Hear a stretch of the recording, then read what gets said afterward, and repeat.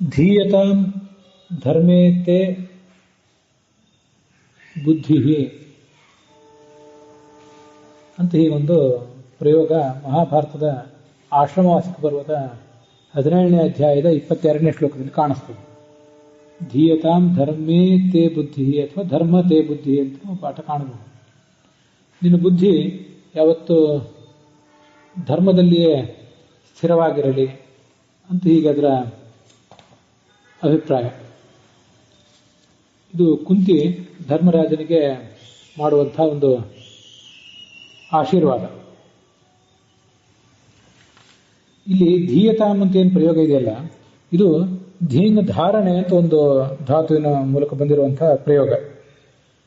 ಧೀಂಗ್ ಧಾರಣೆ ಅನ್ನುವುದು ಅನಿಟ್ ಧಾತು, ಅದು ಆತ್ಮನೇಪದಿ ಈಕಾರಾಂತವಾದಂತಹ ಧಾತು.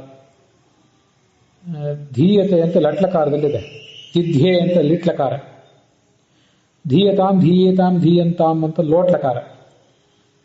ಇದು ಕರ್ಮಣಿ ಪ್ರಯೋಗ ಅಲ್ಲ,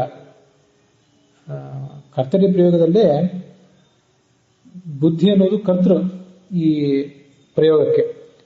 ತೇ ಬುದ್ಧಿ ಧೀಯತಾಂ, ನಿನ್ನ ಬುದ್ಧಿಯು ನಿಲ್ಲಲಿ, ನಿನ್ನ ಬುದ್ಧಿಯಿಂದ ನಿಲ್ಲಲ್ಪಡಲಿ ಅಂತ ಅರ್ಥ ಅಲ್ಲ. ಧೀಂಗ್ ಧಾರಣೆ ಸ್ಥಿರವಾಗಿರುವುದು ಅಂತಲೇ ಅದಕ್ಕೆ ಅರ್ಥ ಇದೆ.